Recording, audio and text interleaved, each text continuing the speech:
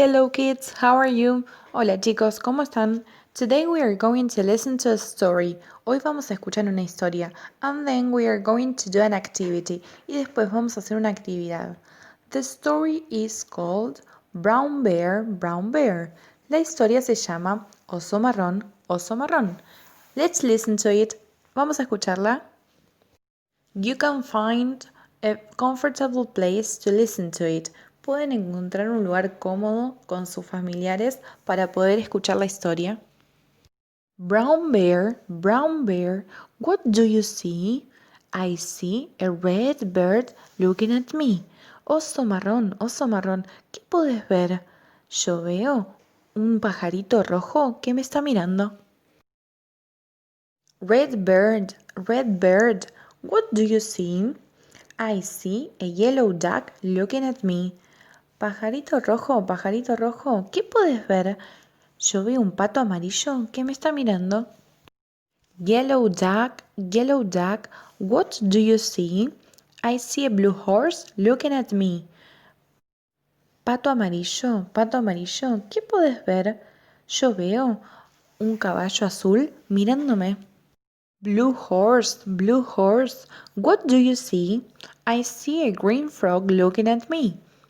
Caballo azul, ¿qué puedes ver? Yo veo una rana verde mirándome. Green frog, what do you see? I see a purple cat looking at me.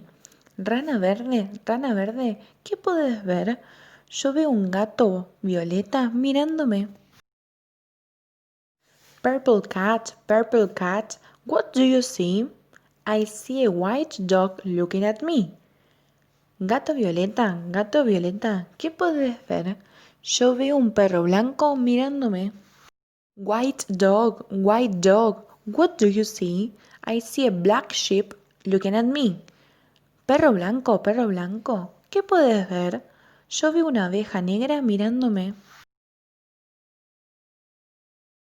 Black sheep, what do you see? I see an orange goldfish looking at me. Oveja negra, ¿qué puedes ver? Yo veo un pez naranja mirándome. Orange goldfish, what do you see? Pez naranja, ¿qué puedes ver? I see a teacher looking at me. Veo una señorita mirándome. Teacher, what do you see? I see children looking at me. Seño, ¿qué puedes ver? Yo veo chicos mirándome. Children, what do you see? We see chicos, chicas, ¿qué pueden ver? Nosotros vemos un... Now kids, what do you see? Ahora chicos y chicas, ¿qué pueden ver?